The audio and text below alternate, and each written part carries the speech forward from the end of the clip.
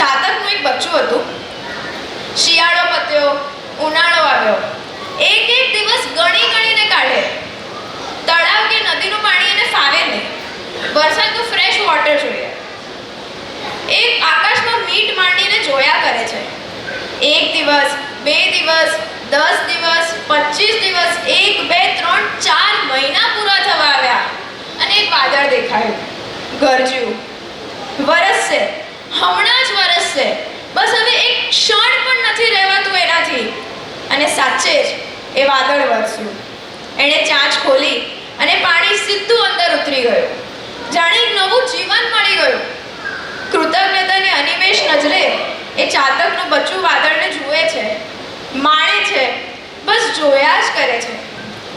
વાદળે ચાતકના બચ્ચાને ખાલી અડધો પોણો લીટર પાણી આપ્યું? ના, એને એક નવું જીવન આપ્યું. અણગાર બનવા જનાર સદગુરુ પાસે ખાલી 1 ફૂટનું રજોહરણ માંગે છે, પણ એ એક નવી લાઈફનું પ્રતીક છે. A new beginning, a fresh chapter.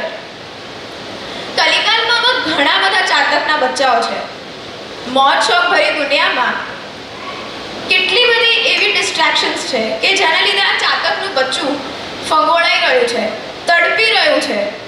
Factories, mills, વ્હીકલ્સના એમિશન્સથી cancer અને ટીબી જેવા રોગ ઉત્પન્ન થાય છે અને એવરી યર લાખો લોકો ખતમ થઈ રહ્યા છે.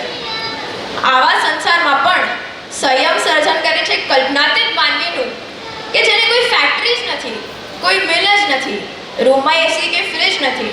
અરે રૂમ જ નથી એની પાસે. જેને પ્લેનમાં નથી ઉડવું, સ્ટીમરમાં નથી તરવું, જેને ગાડી કે સ્કૂટર પર નથી ફરવું, બસ ચાલવું છે. બસ ચાલવું જ છે ને પણ ઉઘાડા પગે.